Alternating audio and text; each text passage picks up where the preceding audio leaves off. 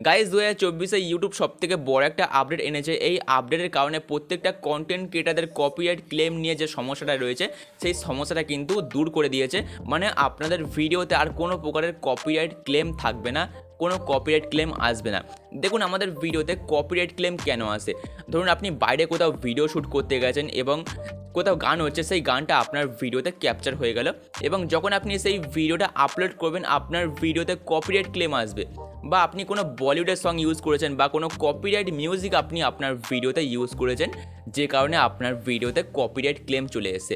এবারে copyright claim এলে সেই ভিডিওটা কিন্তু একদমই বেকার হয়ে যায়, সেই ভিডিও থেকে কোনো ইনকাম আমাদের হয় না। এবারে কপিরাইট ক্লেমটা যদি আপনি রিমুভ করতে পারেন তাহলে কিন্তু আবার আপনার সেই ভিডিওর মনিটাইজেশনটা চালু হবে। এবারে কপিরাইট ক্লেম রিমুভ করার জন্য আপনি কী করেন, ক্রোম ব্রাউজারে ওয়াইটি স্টুডিও ওপেন করে তারপর সেই ভিডিওর সিলেক্ট অ্যাকশানে ক্লিক করে আপনি 4টে অপশানের মাধ্যমে এটাকে আপনি রিমুভ করতে পারতেন। প্রথমে আছে ট্রিম আউট সেগমেন্ট, তারপর আছে রিপ্লেস সং, তারপর আছে মিউট সং, তারপর আছে ডিসপুট। এই 4টে অপশানটা আগে ছিল, 4টে অপশানের মাধ্যমে আপনি কপিরাইট ক্লেমটাকে রিমুভ করতে পারতেন। যদি আপনি ট্রিম আউট সেগমেন্ট করেন তাহলে যে পার্টের কারণে, যেটুকুর কারণে আপনার কপিরাইট ক্লেম এসছে সেই সংটাকে কিন্তু ভিডিও সমেত আপনাকে কিন্তু রিমুভ করতে হবে, ভিডিও অডিও সমেত সেই পার্টটাকে কিন্তু আপনাকে ডিলিট করতে হবে। তারপর আছে রিপ্লেস সং, আপনি সেই কপিরাইট সঙের জায়গায় আপনি কোনো নন কপিরাইট সং আপনি অ্যাড করতে পারেন, মানে সংটাকে আপনি রিপ্লেস করতে পারেন। তারপর আছে মিউট সং অনলি, ঠিক আছে, মানে আপনি যে পার্টের কারণে আপনার কপিরাইট ক্লেম এসছে, যে মিউজিকটার কারণে আপনার কপিরাইট ক্লেম এসছে সেইটুকু আপনাকে একদম মিউট করতে হবে, সেই পার্টটা কিন্তু একদম পুরো মিউট থাকবে। তারপর আছে ডিসপুট, সেই মিউজিকে যদি আপনার কোনো লাইসেন্স থাকে তাহলে আপনি সেই মিউজিকটা আপনার ভিডিওতে নিশ্চিন্তে ইউজ করতে পারেন।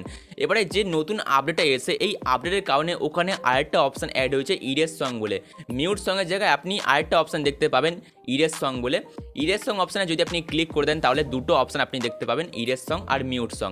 এবারে যদি আপনি ইরেজ সং অপশানে ক্লিক করে সেভ করে দেন তাহলে আপনার ভিডিও থেকে শুধুমাত্র সংটাই রিমুভ হয়ে যাবে, ইরেজ হয়ে যাবে, মানে মুছে যাবে। কিন্তু আপনি যেমন কথা বলছেন, যেমন আপনার ভয়েস আছে ভিডিওতে, A to Z সমস্ত সব কিছু থাকবে, জাস্ট শুধুমাত্র মিউজিকটাই রিমুভ হয়ে যাবে আপনার ভিডিও থেকে। আর আপনার ভিডিওতে কোনো কপিরাইটেড মিউজিক নেই, মানে আপনার ভিডিও থেকে কপিরাইট ক্লেমটা কিন্তু রিমুভ হয়ে যাবে।